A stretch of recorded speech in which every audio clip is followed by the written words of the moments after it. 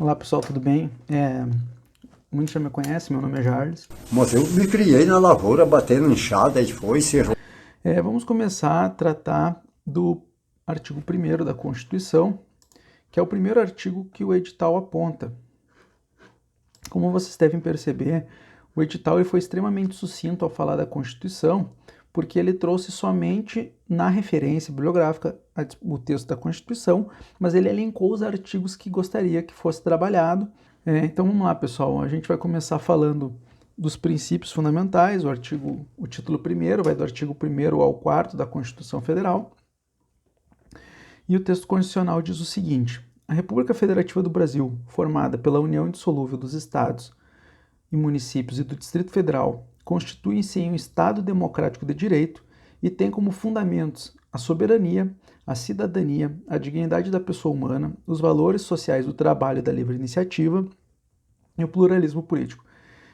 Ainda traz um parágrafo único que diz que todo o poder emana do povo, que o exerce por meio de representantes eleitos diretamente ou nos termos desta Constituição, representantes eleitos ou diretamente nos termos da Constituição.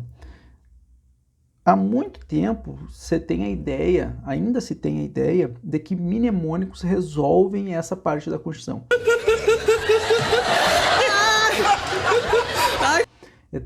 Posso dar notícia boa e notícia ruim. A notícia boa é que Deus ama você.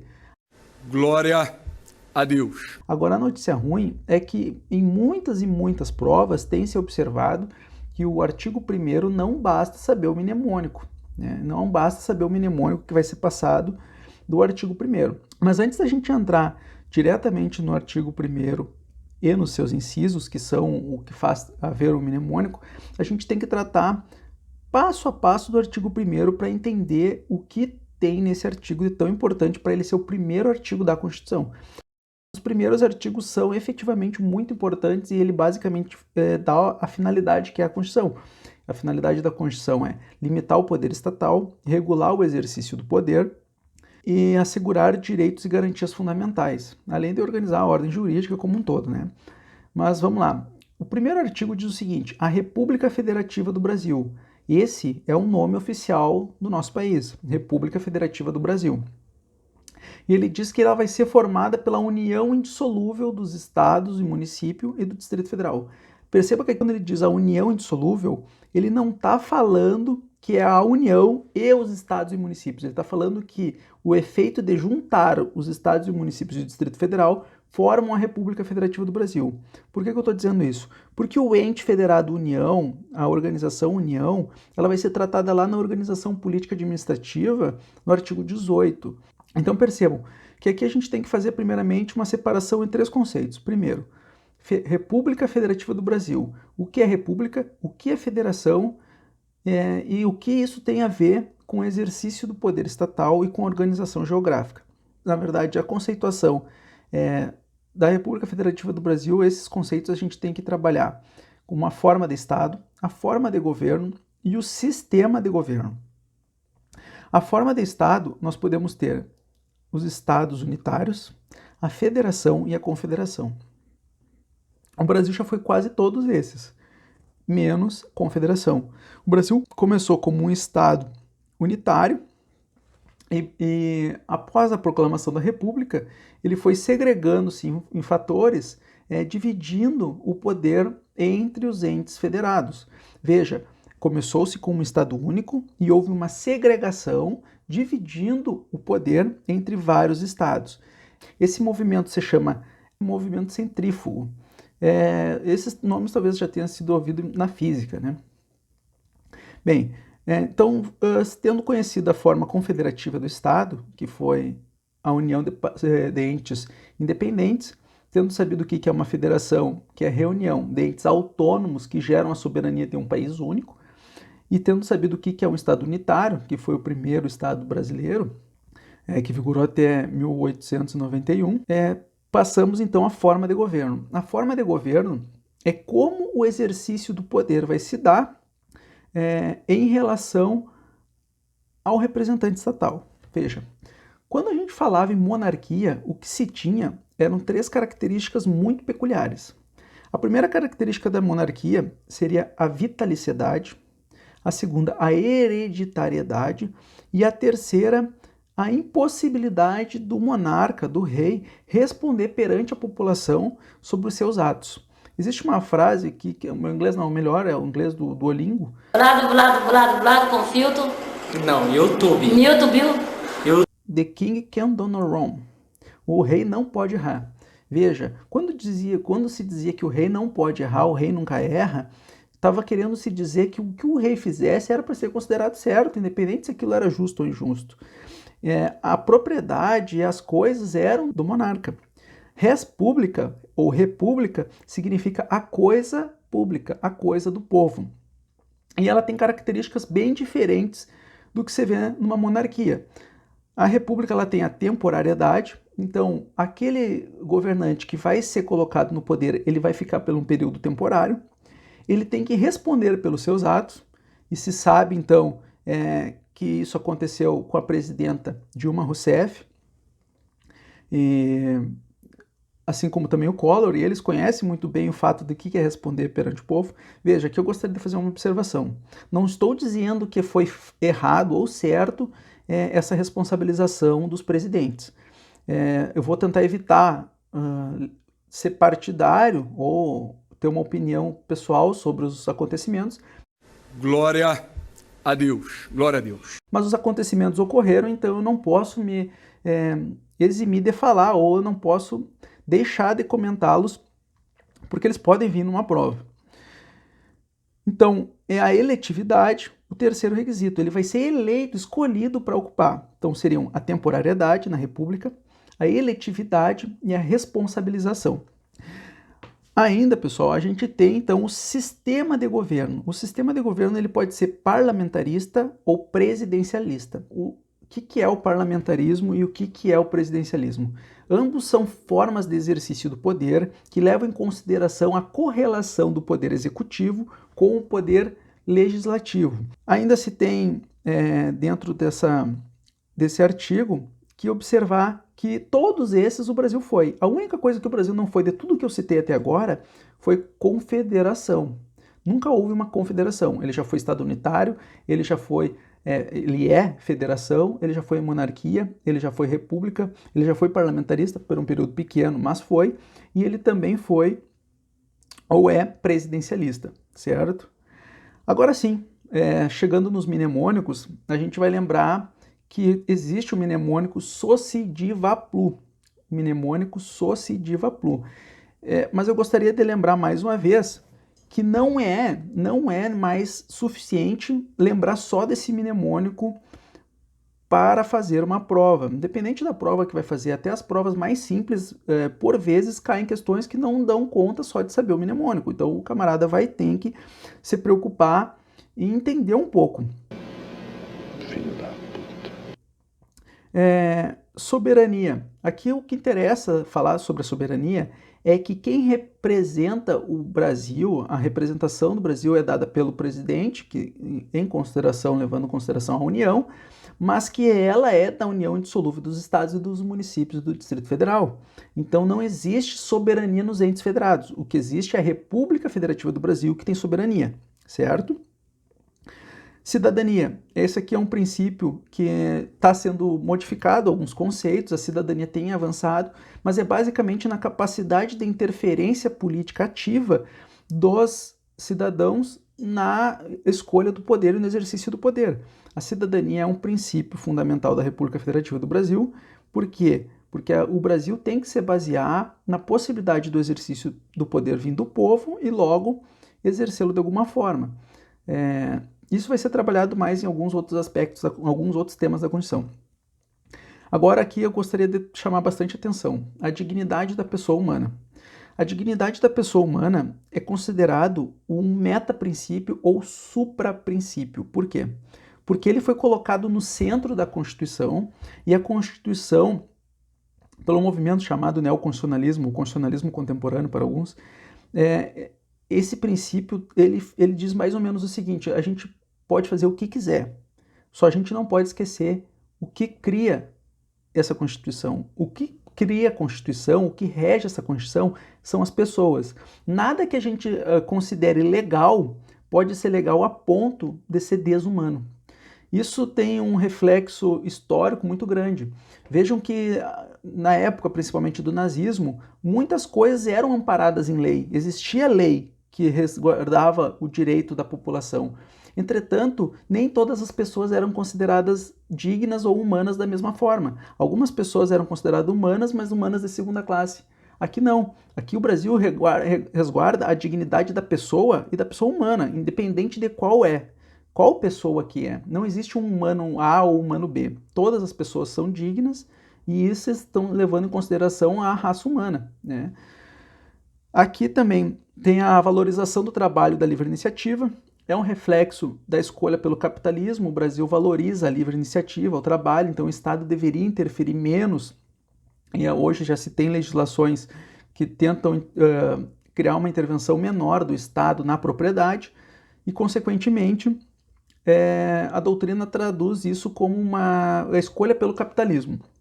A Constituição ela tem muitos aspectos sociais que poderiam ser considerados opções pelo socialismo, mas como a regra, o princípio base que foi a livre iniciativa, a doutrina ainda adota a escolha do capitalismo. Eu não vou fazer juízo de valor sobre esse aspecto, talvez eu tenha entendido de alguma forma equivocada sobre o que quiseram me dizer. E por fim, o pluralismo político. Vejam, aqui eu gostaria de fazer uma observação. Pluralismo político é diferente de partidarismo. Pluralismo político é diferente do partidarismo. Pluralismo político vocês podem pensar como se fosse uma grande pizza. E dentro dessa grande pizza existe uma fatia chamada partido político ou partidarismo. Aqui dentro ainda, no pluripartidarismo, ou no pluralismo, aliás, no pluralismo político e não só partidarismo, temos que lembrar que a Constituição assegura o direito de crença, de manifestação, livre pensamento, várias culturas. É uma Constituição eclética, ela não é uma Constituição que adota apenas uma teoria. Então, seria errado dizer que a Constituição, dentro dos fundamentos da República Federativa do Brasil, a gente tem o partidarismo. Talvez até tenhamos o partidarismo, mas não é fundamento da República Federativa do Brasil. O que é fundamento da República Federativa do Brasil é o pluralismo político, certo? Então, pessoal, aqui forma então o famoso mnemônico Soci-Di-Va-Plu. Gostaria de trazer também ainda a observação importante que temos no parágrafo 1º. Aliás, no parágrafo único. No parágrafo único a gente tem a seguinte frase: todo poder emana do povo, que o exerce por meio dos representantes eleitos ou diretamente nos termos dessa Constituição. Vejamos que quando ele diz que todo poder emana do povo, significa que o poder é o povo. O povo tem o poder e esse poder ele está latente, ele está ali, mas ele não está sendo exercido.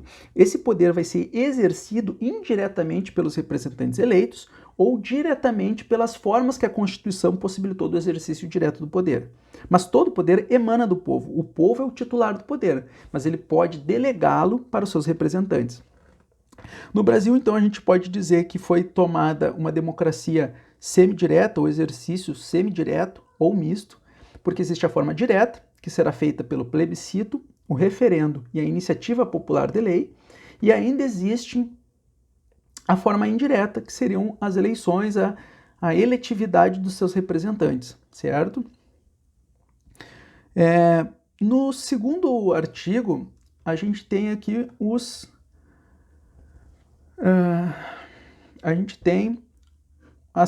princípios da separação de poderes, certo? Eu gostaria de fazer uma pequena observação. Esses poderes vão ser trabalhados aprofundadamente dentro de cada um dos seus assuntos, dentro do Poder Executivo, Judiciário e Legislativo, mas a gente não pode se eximir de falar de algumas coisas, a gente não pode deixar de falar de algumas coisas. Vejam, são poderes da União, então dentro da União a gente vai ter alguns poderes, e eles são independentes e harmônicos entre si. Uma mistura do mal com atraso e pitadas de psicopatia. O Legislativo, o Executivo e o Judiciário. Mas, professor, Jarles, onde é que está o Ministério Público, a Defensoria Pública, o Tribunal de Contas? Faz o seguinte, pensa como se fosse o sistema solar de 3 países, 3 planetas. Nesse sistema solar, Os 3 planetas vão estar ali orbitando em volta do Sol. Pensa que a Constituição é o Sol, vai ter seus 3 planetas ali, e existem alguns satélites que iluminam ou que regulam a atividade desses planetas. Esses satélites seriam a Defensoria, o Ministério Público e o Tribunal de Contas. Eles são entes autônomos, eles não estão diretamente subordinados a nenhum, eles podem até estar vinculados para fins financeiros, administrativos ou qualquer coisa do gênero, mas eles não estão subordinados a nenhum outro poder. De contas, a gente tem que ter muito cuidado porque ele é um órgão auxiliar do poder legislativo, mas não significa que ele é um órgão subordinado ao poder legislativo, certo? Quanto ao Ministério Público, tem que lembrar que ele já foi subordinado ao Judiciário, já foi subordinado ao Executivo, mas não é mais. Ele é um poder autônomo, tá? É um exercício de um direito autônomo que é exercido pelo Ministério Público. Ainda sobre esse artigo, a gente tem que lembrar de uma coisa muito importante, que é as funções deles. Dentro do Poder Executivo, a gente tem a função típica e as funções atípicas. O Legislativo, típica, e as funções atípicas. O Judiciário, as funções típicas e as funções atípicas. Tá, mas qual é a função típica? Qual é a função atípica? Veja, a função típica do Executivo é administrar. Ele vai pegar os recursos, desenvolver as políticas públicas, ele vai regulamentar algumas leis que precisam ser exercidas e não tem uma regulação específica, vão ser exercidas pelo meio do Executivo. Então ele vai administrar. Por vezes, ele vai legislar? Sim, ele vai legislar. Por vezes, ele vai julgar? Sim, ele vai julgar. Aqui vamos fazer outra ressalva. Outra ressalva. O Executivo, a função típica, administrar. Função atípica, legislar. Como? Decreto do presidente, decreto regulamentar, medida provisória. São formas que lei delegada, que o Executivo vai receber para editar algumas medidas que são consideradas funções típicas do Poder Legislativo, que seria legislar. E algumas vezes ele vai julgar. Qual é a ressalva que tem que ser feita aqui? Tá? O Poder Executivo, ele julga, mas ele ainda pode ser submetido ao crivo do Judiciário, pela cláusula da inafastabilidade do Poder Judiciário, que é um direito fundamental. A doutrina traz como se ele pudesse julgar. Eu acho meio temerário dizer que ele faz isso, ele julga, mas ele julga administrativamente e ainda é possível apelar ao Poder Judiciário. Você é o bichão mesmo, hein, doido? O Legislativo, quais são as funções típicas? As funções típicas? Sim, as funções típicas. O Legislativo ele tem a função típica de legislar e a função típica de fiscalizar. Como foi dito que o Tribunal de Contas é um órgão auxiliar da fiscalização pelo Poder Legislativo.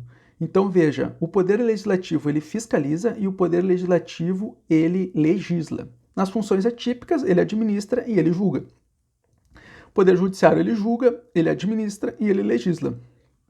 Professor, o senhor está falando do ativismo judicial, onde o Legislativo por vezes interfere no administrar e por vezes cria uma norma. Não. Eu estou falando do exercício normal das funções atípicas. Esse é outro assunto. Quando o Judiciário ele cria concursos para prover cargos, ele concede férias, ele escala, paga hora extra, ele está exercendo poderes administrativos típicos dele, que são funções do Executivo, sim, são funções típicas do Executivo, mas ele exerce de forma típica para se manter. E o Poder Judiciário, por vezes, cria regimentos internos que são, em verdade, leis que devem ser cumpridas. E ainda, a gente pode agora, sim, aprofundar um pouquinho nesse aspecto, apesar de eu achar que não cai numa prova do nível, falar sobre o ativismo judicial. Por vezes, o legislador é omisso, o Poder Executivo é omisso, e o Poder Judiciário vê essa omissão e sabe que ela não vai ser sanada, e ele, por vezes, tenta suprir essa falta. Esse é mais um motivo, pois aqui no Código tem um artigo. É um pouco complicado em algumas situações, porque ele não tem conhecimento total, por exemplo, do Poder Executivo, mas por vezes é necessário. Então fica aqui a critério de quem quiser fazer um aprofundamento. Pessoal, vamos passar agora para o artigo 3º, de forma que a gente não tome muito tempo, não tem que gravar um outro bloco, apesar de poder, sobre esses aspectos. Antes de chegar nesse nesse assunto, no artigo 3º, eu gostaria apenas de citar algumas coisas importantes sobre a separação de poderes. Primeiro, Montesquieu. Montesquieu foi um autor da época da Revolução Francesa que deu a ideia de mais ou menos o seguinte: olha, o poder do soberano é demais, realmente a gente concorda. Mas a gente tem que lembrar também que esse poder não pode ser passado para outra pessoa de forma una. Ele tem que ser separado, segregado, e esse poder vai ser exercido em 3 formas. Todo poder emana do povo, sim, mas ele pode ser exercido sobre o crivo do judiciário, executivo e legislativo. E ainda tem-se o check and balance, ou freios e contrapesos. O que é isso? Quando um poder começa a extrapolar o seu limite, o outro poder tende a segurá-lo. Lembrem do crime de responsabilidade que foi citado no início, ou o impeachment da presidenta Dilma Rousseff e do Fernando Collor. O poder legislativo ele pode frear as ações do executivo. O poder executivo consegue frear pelo veto, por exemplo, as ações do legislativo. E o poder judiciário pode, tanto do executivo quanto do judiciário, impor a inconstitucionalidade de uma lei. Então existem uns sistemas que se contrabalanceiam, chamado freios e contrapesos, e serve para que um poder não se sobressaia sobre o outro, certo? Basicamente é isso. Para quem quiser aprofundar, essa teoria de separação de poderes surgiu lá na Grécia Antiga, mas eu acho que não vai chegar nesse ponto aí, tá? Montesquieu só desenvolveu e ainda tem outros autores antes dele que deram um empurrãozinho, certo? Sobre o poder emanar do povo, seria interessante, quem tiver interesse, procurar sobre o Abade Sieyès, ou Sieyès para alguns, que fala sobre, no livro O que é o Terceiro Estado, salvo engano, sobre esse surgimento do poder, sobre esse exercício do poder pelo povo e a legitimação do uso do poder. Então, pessoal, aqui agora no artigo 3º, rapidamente. Existem mnemônicos para o artigo 3º? Existem. Novamente, existem. Servem como princípios, como base para que seja exercido, seja acertada uma questão na prova? Servem. É suficiente? Por vezes não. Mas a gente vai passar algumas dicas, já está acabando o tempo, vou passar algumas dicas para vocês conseguirem obter uma menção melhor do que não saber nada, né? Ou que lembrar de alguns e esquecer no dia da prova. Lembra da Gretchen? Lembra da Gretchen, aquela cantora famosa, poeta do século XXI? Pois então, ela tinha a música Conga. Para quem não conhece, procura aí no Google, vai ser interessante. Conga. E ela cantava a música Conga pro R. Que era o R? Não sei, velho. Não sei. Mas canta Conga pro R que vai dar tudo certo. Deus te ajuda. Conga. Construir uma sociedade livre, justa e solidária. Garantir o desenvolvimento nacional. Erradicar a pobreza e a marginalização e reduzir as desigualdades sociais e regionais. Promover o bem de todos, sem preconceitos de origem, raça, sexo, cor, idade e quaisquer outras formas de discriminação. Pessoal, aqui são os objetivos fundamentais. Construir uma sociedade livre, justa e solidária, garantir o desenvolvimento nacional, erradicar a pobreza e a marginalização e reduzir as desigualdades sociais e regionais. Por vezes eles trocam uma palavrinha, sociais e nacionais, erradicar as desigualdades e reduzir a pobreza. Então vejam, tem que ficar atento nos verbos. Qual é a outra técnica que eu podia passar para vocês? Todos os verbos desse artigo estão no infinitivo, mas a gente tem que ter cuidado com uma coisa.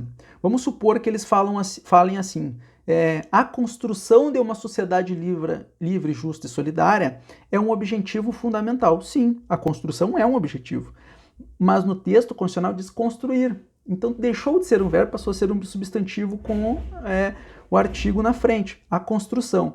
Então não se pode levar só em consideração pensar que todos são verbos, tá? A gente tem que lembrar que pode haver a substantivação dessas palavras e aí a gente erra uma questão por achar que todos são verbos e não pode ser substantivo, certo?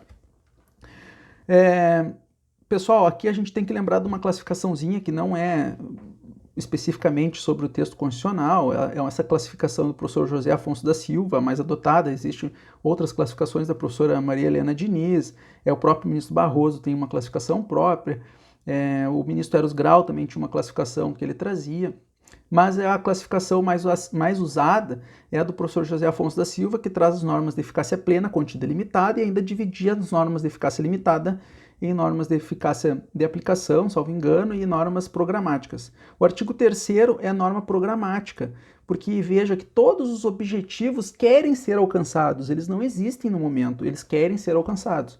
Então, dessa forma, os objetivos, eles são programas de governo, eles são programas que tendem a ser buscados. Existe desigualdade no Brasil? Existe pobreza? Sim, existe. Mas o objetivo é reduzir e erradicar, certo?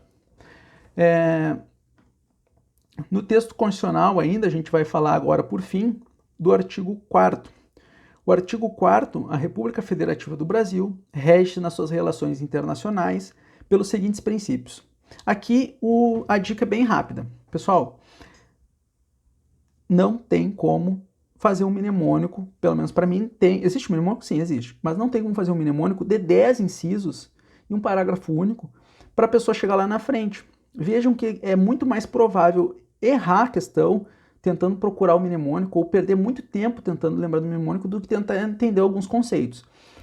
Vai lembrar da seguinte frase: eu sou brasileiro, eu vejo isso acontecer. Se vocês verem alguém, o Brasil entra em guerra, procurando guerra, olha, agora até pode ser, né? Mas por muito tempo é a tendência do Brasil não envolver, não se interferir em outros países. O Brasil ele procura criar uma igualdade entre estados. Existe desigualdade? Sim. Mas procura criar uma igualdade? Sim. Prevalência dos direitos humanos? Sim. Independência nacional? Sim. Defesa da paz?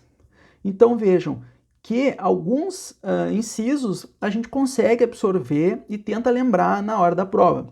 Mas tem 2 incisos que a gente precisa citar, que são muito importantes. Por exemplo, o inciso 8º, que é o repúdio ao terrorismo e ao racismo, e é basicamente uma norma que ela vai se efetivar até no próprio texto da Constituição. Todo mundo sabe que o racismo e o repúdio ao terrorismo são crimes inafiançáveis e imprescritíveis. O racismo é um crime inafiançável e imprescritível. E o racismo, principalmente, ele é um crime que a Constituição manda criminalizar. Ele diz que haverá crime de racismo e com pena de reclusão. Então, a Constituição, ela no seu próprio texto, incentiva o legislador penal a criar tipificação para esse crime. E também diz ainda sobre a concessão do asilo político. Aqui a gente tem que falar sobre César e Batiste. Lembrando que houve um pedido de extradição, foi julgado pelo STF que poderia haver extradição. O presidente da República não cumpriu a extradição, não mandou sair daqui o César e Batiste. A Itália recorreu ao STF e o STF disse, opa, tudo bem que ele poderia ter sido extraditado, há um tratado bilateral de extradição, existe uma exceção que o presidente está se amparando nela e não compete a outro país contestar um ato soberano do presidente do Brasil. Então, esse caso é emblemático. Depois, o presidente Michel Temer tentou mandar o César Battisti embora aqui, avisou a Itália que ia deportá-lo. Ele recorreu, dizendo, opa, pera só um pouquinho, eu não posso sair. O STF disse, não, o presidente, na verdade, disse, o presidente é que sou eu, agora mudou. Acabou! Tem que dar vida boa para aqueles canalha! Ele tentou fugir para a Bolívia, salvo engano, e foi capturado, certo? E ainda a gente tem que lembrar no parágrafo único sobre o que diz lá. A República Federativa do Brasil buscará a integração econômica, política, social e cultural dos povos da América Latina.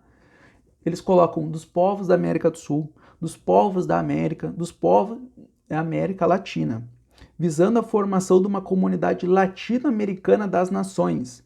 Eles botam sul-americana das nações, uma comunidade do Mercosul das nações, porque às vezes a pessoa está com essa palavra na cabeça e acaba esquecendo. Então seria interessante falar sobre isso. Ainda antes de terminar, eu lembrei de um assunto que é importante, que é assim, asilo político é muito mais restrito do que refúgio político. Refúgio político é um amplo, envolve situações culturais, religiosas, étnicas, sociais, e o asilo político envolve tão somente conflitos por política. No caso de César Battisti, ele foi considerado lá como um criminoso por homicídios. Para alguns ele era considerado como um ativista, não vou entrar nesse mérito, até desconheço um pouco, aprofunda a história dele. Mas a Itália pediu a extradição e o Brasil tinha um acordo bilateral, ele não foi feita a extradição, a Itália contestou, o STF disse que é a decisão era do presidente. Por isso eu falei então do asilo e do caso César Battisti. Tá? Repúdio ao racismo e ao terrorismo são esse inciso, ele também traz uma questão muito importante trazida no STF, não acho que vai cair já nesse aspecto, então cabe a vocês aprofundar se quiserem, mas que dizia sobre a possibilidade de escreverem livros contestando judeus ou críticas étnicas e sociais usando a liberdade da expressão. O STF decidiu que a liberdade da expressão, nesse aspecto, era uma cativação, a criação de uma cultura do ódio, que seria o antissemitismo, né? Foi escrito um livro, o cara criticando, ofendendo os judeus, e aí chegou ao STF, o STF disse que isso não era liberdade de expressão, certo? E como é sabido, e vamos tratar isso nos direitos fundamentais, não se pode usar a própria Constituição, amparo de um inciso da Constituição, um artigo, para ferir outros, certo? Tudo tem que ter um sopesamento, não existe valor absoluto aqui nos direitos fundamentais, então o STF decidiu que não podia. Agradeço a atenção. Eu quero aproveitar aqui todos que estão nos ouvindo, 200 milhões de brasileiros. E espero que tenham gostado e até o próximo.